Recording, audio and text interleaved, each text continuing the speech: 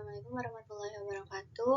Perkenalkan, nama saya Miftahul Jana dari kelas 10 IPS 1. Di sini saya akan mempresentasikan hasil kerja saya, yaitu tentang sejarah sebagai ilmu. Di sini materinya 1 ada sejarah sebagai ilmu, kisah, peristiwa, dan seni. Yang kedua, sifat ilmu sejarah. Yang ketiga, cara berpikir diakronik dan sinkronik dalam sejarah.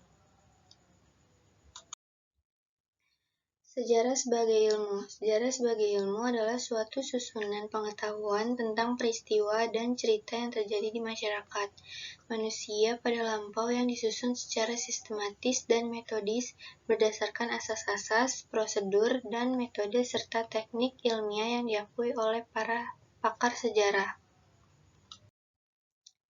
Ciri-ciri sejarah sebagai ilmu yaitu 1. Empiris, 2. Memiliki metode, 3. Memiliki objek, 4. Memiliki teori. Yang kedua, sejarah sebagai kisah. Sejarah sebagai kisah merupakan rekonstruksi dari suatu peristiwa yang dituliskan maupun diceritakan oleh seseorang. Sejarah sebagai sebuah kisah dapat dibentuk lisan dan tulisan. Yang ketiga, ada sejarah sebagai peristiwa.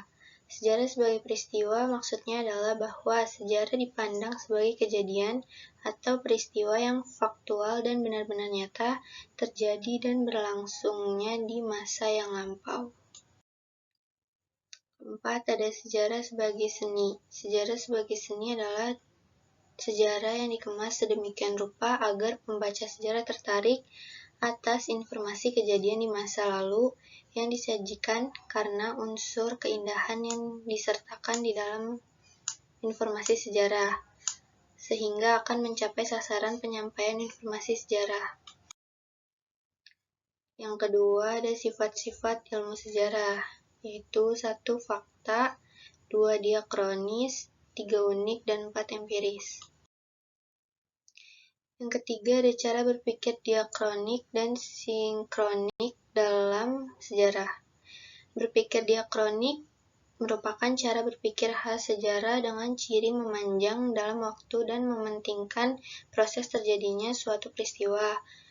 Berpikir sinkronik secara sinkronik yaitu berpikir meluas dalam ruang tetapi terbatas dalam waktu.